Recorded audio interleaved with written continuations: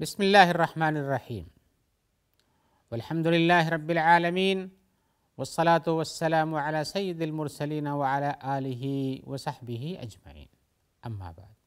محترم ناظرین کرام، احکام دین کا پروگرام پیش خدمت ہے۔ آپ کے سوالوں کی جواب کتاب و سنت کی روشنی میں حاضر کیے جاتے ہیں۔ آئیے ہم بلا تاخیر آپ کے سوالوں پر چلتے ہیں، لیکن ایک سوال اس سلسلے میں ہم کسی پچھلے حلقے میں توضیح کر رہے تھے کہ فاسق کس کو کہتے ہیں۔ تو عام طور سے یہ فاسق کا لفظ بولا جاتا ہے، اور ایسے لوگ کہتے بھی کہ فلاں فاسق ہے، اور قرآن مجید اور احادیث کے اندر بھی فاسقین کا ذکر ہے، جیسے منافق کا ذکر ہے، فاسق کا ذکر ہے، فاجر کا ذکر ہے، گنہگار ہوتے ہیں۔ تو ان میں سے فاسق کون سے لوگ ہوتے ہیں، کن پر بولا جاتا ہے، اس کی ہم توضیح کر رہے تھے۔ اس کی مزید تفصیل آج ہم پھر پیش کر رہے ہیں کہ فاسق کس کو کہتے ہیں۔ تو جو اتہام کسی اوپر تہمت لگایا کسی عورت کے اوپر، مثال جیسے کہ سورہ نور میں اس کا تذکرہ آیا ہوا ہے، ان کے بارے میں کہا گا کہ یہ لوگ جو گواہ نہیں پیش کر پاتے، تہمت کے درجے میں پہنچ جاتی ہے وہ چیز، اس لیے کہ ثابت کر دیں تب تو تہمت نہیں، اس لیے کہ تو حقیقت ہوگی، لیکن اگر ثابت نہیں کر سکے تو تہمت بن جاتی ہے، اس پر ان کو سزا ملتی ہے۔ تو کہا گیا اولئک هم الفاسقون، یہی لوگ فاسق ہیں۔ آئیے ہم مزید توضیح کرنا چاہتے ہیں۔ حقیقت میں یہ ہے، فاسق کا لفظ فسق یفسق کے معنی ہوتے کسی چیز کو پھاڑ کے باہر نکل جانا، جیسے کھجور ہو یا کوئی چیز ہو، یا بیج زمین میں جاتی تو پھٹ کے باہر آ جاتی، پودا اس کا نکل جاتا ہے، اس کو اسی لیے، یا اسی طرح سے ایک سوراخ ادھر سے ہو، ایک سوراخ ادھر سے، کوئی سوراخ بنا لے کوئی چوہا یا جانور کوئی، اس کو بھی فاسقہ کہتے ہیں۔ تو اس طرح سے کسی چیز کا اپنی حد کو پھاڑ کے باہر نکل جانے کو، جو اس پہ گرہ لگی تھی، جو اس پہ پردہ پڑا ہوا تھا، اس کو پھاڑ کے نکل جانے کو فسق کہا جاتا ہے۔ اب یہ فسق جو ہے، گویا کہ یہ کون سی حد ہے؟ اللہ کی بنائی ہوئی جو حدود ہیں، رسول اللہ صلی اللہ علیہ وسلم کے بنائے ہوئی جو قوانین ہیں، ان قوانین کی خلاف ورزی کر کے باہر نکل جانے کا نام فسق کا کام کرنا ہے۔ اب یہ فسق دو طرح کا ہوتا ہے، ایک فسق تو بڑا ہے اور ایک فسق چھوٹا ہے،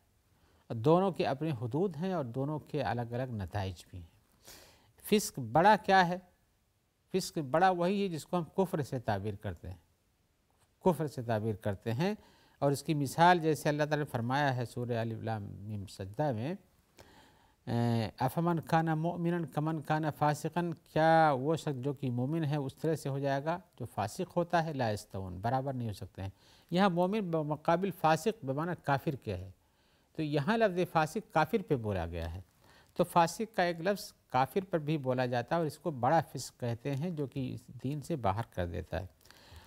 وَأَمَّا الَّذِينَ آمَنُوا وَعَمِلُوا الصَّالِحَاتِ فَلَهُمْ جَنَّاتُ الْمَأْوَىٰ نُزُلًا بِمَا كَانُوا يَعْمَلُونَ وَأَمَّا الَّذِينَ فَسَقُوا، جو لوگ مومن ہیں ان کے لیے جنت المأویٰ ہے، ان کے اچھے کاموں کے بدلے میں۔ اور وَأَمَّا الَّذِينَ فَسَقُوا، لیکن جن لوگوں نے فسق کیا ہے یعنی کفر کیا ہے، یہاں فسقوا کا معنی جن لوگوں نے فسق نہیں یعنی کفر کیا ہے، فَمَأْوَاهُمُ النَّارُ، تو ان کا ٹھکانہ جہنم ہے۔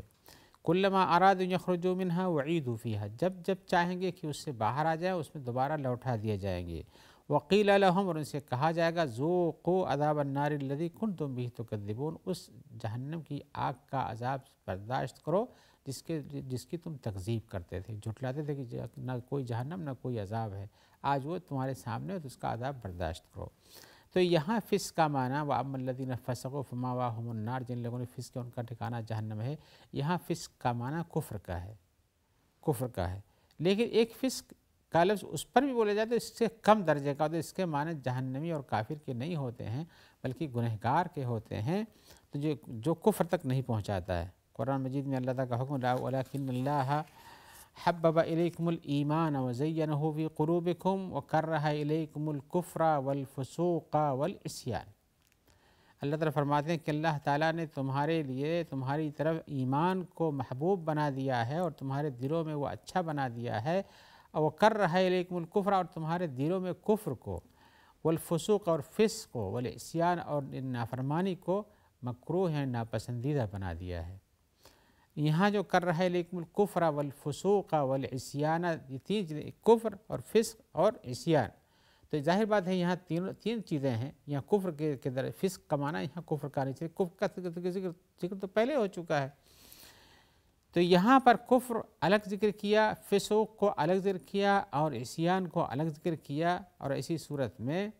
یہاں فسق سے مراد کفر نہیں ہے بلکہ اس سے کم درجے کی بات ہے، یعنی گناہ گار ہے۔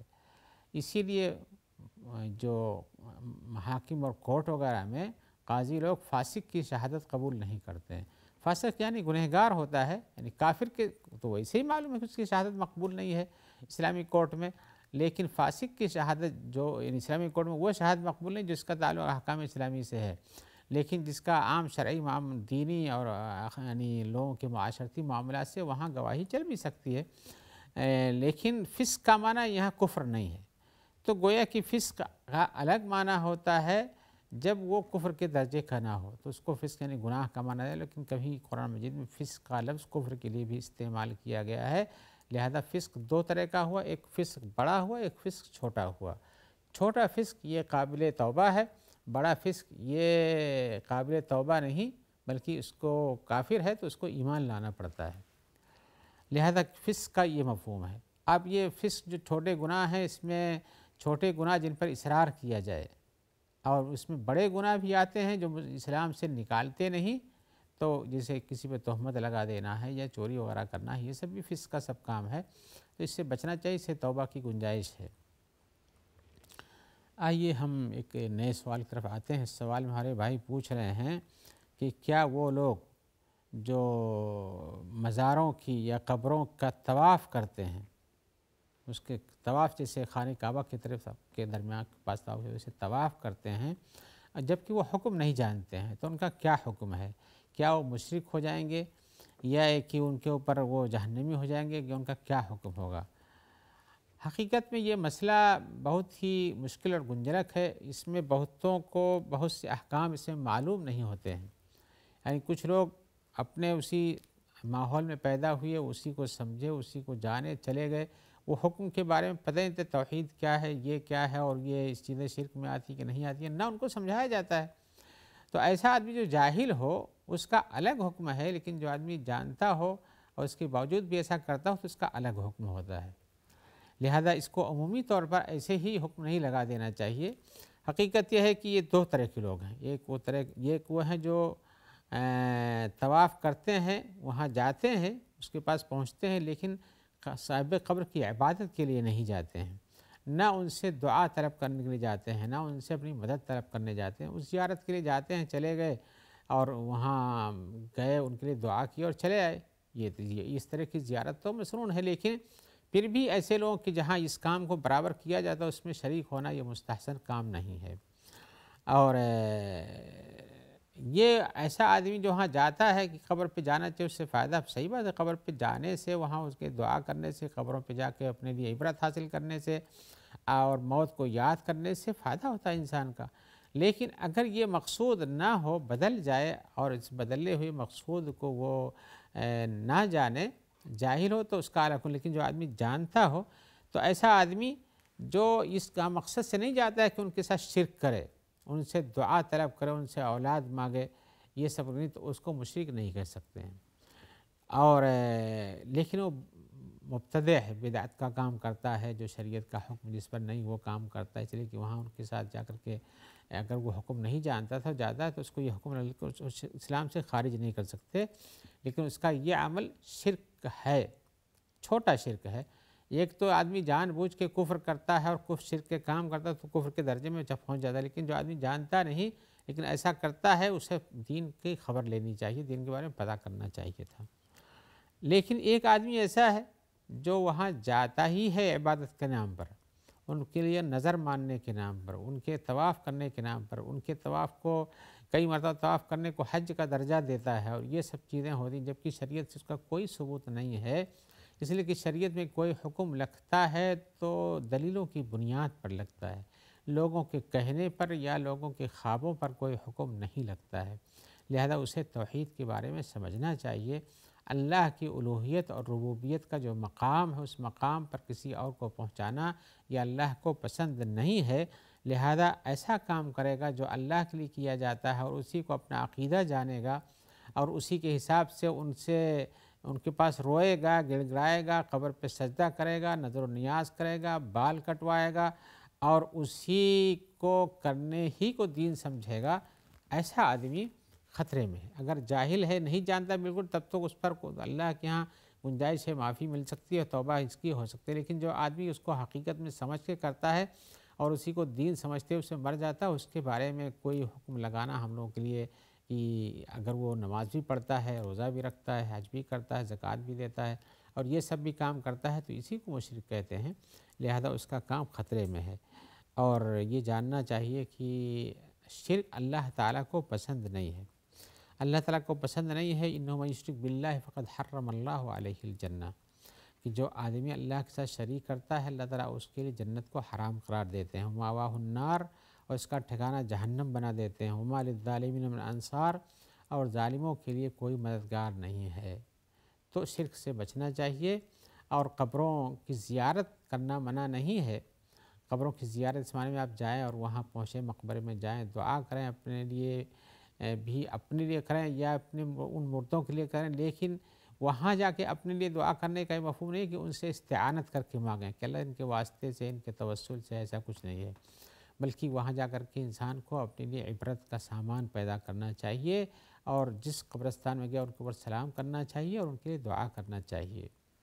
یہ مقصود ہے۔ لہذا جو آدمی جاہل ہے اس پر تو حکم لگانا آسان نہیں ہے، لیکن جو آدمی جان بوجھ کے کہتا ہے کہ یہی صحیح ہے اور یہی ہمارا عقیدہ ہے اور ہم اسی پر قائم رہیں گے اور انہی کے واسطے سے ہمارا سب کچھ ہوتا ہے اور چلتا ہے اور جاتا ہے، وہ پورا ہوتا ہے،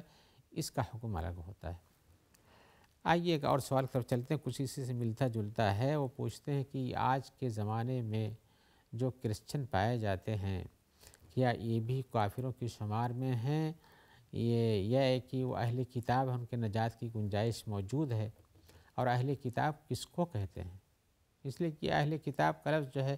قرآن مجید میں بارہا آتا ہے، اہل الکتاب نے یہ کہا، اہل الکتاب نے وہ کیا، اہل کتاب کے اوپر ہم نے یہ کیا، اہل کتاب کے ساتھ ہم نے یہ کیا، اہل کتاب کا ذبیحہ حلال ہے، اہل کتاب کی عورتوں سے شادی کرنا جائز ہے، بہت سارے احکام آئے ہوئے ہیں۔ تو کریں اہل کتاب کس کو کہتے ہیں؟ اور دوسرے کہ کیا آج جیسے انہیں معلوم ہے کہ اہل کتاب میں یہود و نصارہ ہیں، تو کہتے ہیں کیا آج کے نصارہ کو ہم یعنی جہنم سے چھٹکارا پانے والا مان سکتے ہیں، جبکہ انہیں صرف اپنے ہی دین پر باقی رہیں اور ہمارے اسلامی دین میں سے کچھ نہیں ماننا چاہتے، نہ رسول کو مانتے ہیں، نہ ان احکام کی پابندی کرتے ہیں۔ ہم جواباً کہیں گے کہ اہل کتاب تو آپ جانتے ہیں کہ یہود و نصارہ کو کہتے ہیں، یہودیوں کو اور اس طرح سے کرسچنوں کو۔ تو یہ اہل کتاب ان کو کیوں کہا جاتا ہے؟ اس لیے کہ ان کے پاس جو نبی اور رسول بھیجے گئے تھے ان کو بھی اللہ تعالیٰ نے کتاب دیا تھا، انہیں میں حضرت موسیٰ علیہ السلام ہیں جو یہودیوں کے پاس بھیجے گئے تھے، یہ بھی کتاب والے ہیں، ان کے اوپر توریت اتاری گئی تھی۔ دوسرے اہل کتاب جن کو کہا جاتا ہے وہ مسیحی ہیں، یعنی جن کو ہم کرسچن کہتے ہیں، یہ لوگ بھی ان کے اوپر، ان کے نبی جو تھے ان کے اوپر بھی کتاب اتاری گئی، اس کتاب کا نام انجیل ہے، ان کے نبی حضرت عیسیٰ علیہ السلام ہیں۔ تو اس مناسبت سے ان کو یہود اور نصارہ کہا جاتا ہے، تو یہ اہل کتاب کہا جاتا ہے، یہی کتابیں، دونوں کتابیں ان پر اتاری گئی ہیں۔ اور بھی لوگوں کے پاس کتابیں اتاری گئی، ان کو اہل کتاب میں شمار نہیں کیا گیا ہے، لیکن اہل کتاب چونکہ رسول کے زمانے میں یہ دونوں مذہب موجود تھے اور ان کے پاس ان کے ماننے والے موجود تھے، کتابیں بھی موجود تھیں، گرچہ کی کتابیں تحریف شدہ تھیں۔ تو اور اب یہاں تفصیل میں ہم کو آپ بتانا یہ کہ کافر کیوں ہوتے ہیں، وہ یہ بتانا مقصود ہے۔ اہل کتاب کی تفصیل تو نے بتا دی، تو آج یہ بتانا چاہتے ہیں ہم آپ کے سامنے کہ جب کوئی دین آتا ہے اللہ کی طرف سے، کوئی نبی بھیجا جاتا تھا، تو اس کے پہلے کا نبی اس کا حکم منسوخ ہو جاتا تھا۔ حضرت موسیٰ علیہ السلام جب آئے، ان پر کتاب اتاری گئی، اس میں احکام دیے گئے جو کچھ تھے، تو جب تک وہ تھے ان کا دین تھا، جہاں تک کہ حضرت عیسیٰ علیہ السلام کی جب بعثت ہوئی، تو اس بعثت کے بعد وہ پرانا دین جو تھا یعنی یہودیت کا، وہ منسوخ ہو گیا، اس لیے کہ اللہ نے دوسری کتاب اتاری اور دوسری کتاب میں جو احکام تھے، جو چیزیں تبدیل ہو گئی تھیں، ان کی تصحیح فرمائی، اور وہ حضرت عیسیٰ علیہ السلام نے اپنی کتاب انجیل جو ان پر اتاری گئی تھی انجیل کے ذریعے سے، ان کو احکام اسلام، احکام دین بتائے یا احکام اسلام بتائے، لیکن اسلام تو سارے نبیوں کا دین ہے۔ تو ایسی صورت میں حضرت عیسیٰ علیہ السلام کے پر اتری ہوئی کتاب اور ان کے ساتھ جو آیا ہوا دین ہے، اس کے ذریعے سے اس کے پہلے کا جو دین تھا، یعنی حضرت موسیٰ علیہ السلام کی شریعت جو تھی، ان کے ماننے والے تھے، وہ شریعت منسوخ ہو گئی۔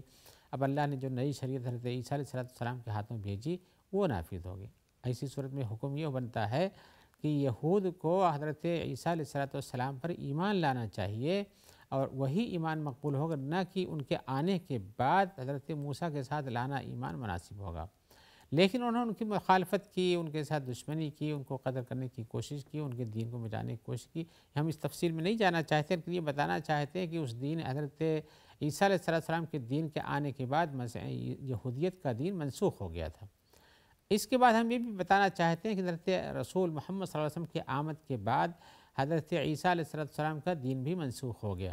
یہ موسیٰ کا دین تو پہلے منسوخ ہو چکا تھا، لیکن رسول اور جب کوئی شریعت اس کے پچھلے ساری شریعتیں منسوخ ہو جاتی تھی، رسول اللہ صلی اللہ علیہ وسلم چونکہ رحمت للعالمین سے آپ کے آنے کے بعد آپ پر اتاری ہوئی کتابات کسی کی کوئی بھی شریعت کہیں بھی رہا ہو وہ سب منسوخ ہو گئے، چاہے موسیٰ ہوں چاہے عیسیٰ ہوں،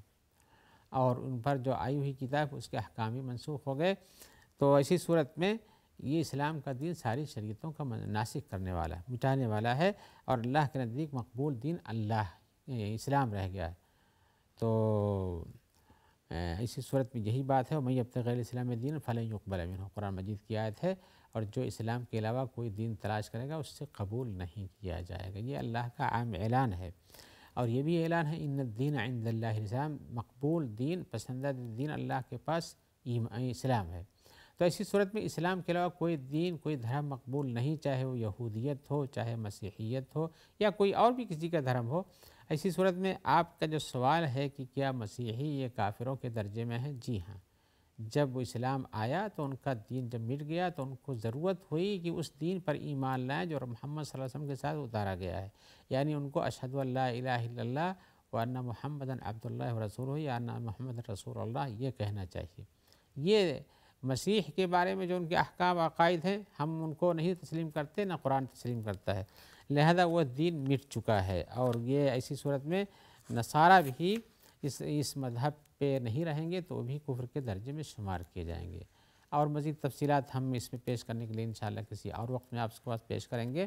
اور بھی دلیلیں اس سلسلے موجود ہیں، اس لیے کہ انبیاء نے آنے والے نبیوں کی بشارتیں دی، جس سے پتہ چلتا ہے ان کے بعد بھی نبی آنا جس پر ایمان لانا ضروری ہے، لیکن ہم اس کو کسی اور مجلس میں آپ کے ساتھ گفتگو کریں گے۔ اس وقت تک کے لیے ہم اجازت چاہتے ہوئے آپ سے امید رکھتے ہیں کہ انشاءاللہ جلدی آپ سے ملاقات ہوگی، جس میں ہم اس کی تفصیل پیش کر سکیں گے، اور اسی کے ساتھ ساتھ دیگر سوالوں کے بھی جواب دینے کی کوشش کریں گے۔ جب تک اجازت چاہتے ہو ہم دعا گو ہیں کہ اللہ تعالیٰ آپ کو خیر سے رکھے، اور جو لوگ آپ تک اس پروگرام کے پہنچانے میں تعاون دیتے ہیں اللہ تعالیٰ ان سب کو بھی اپنی عافیت میں رکھے۔ السلام علیکم ورحمۃ اللہ وبرکاتہ۔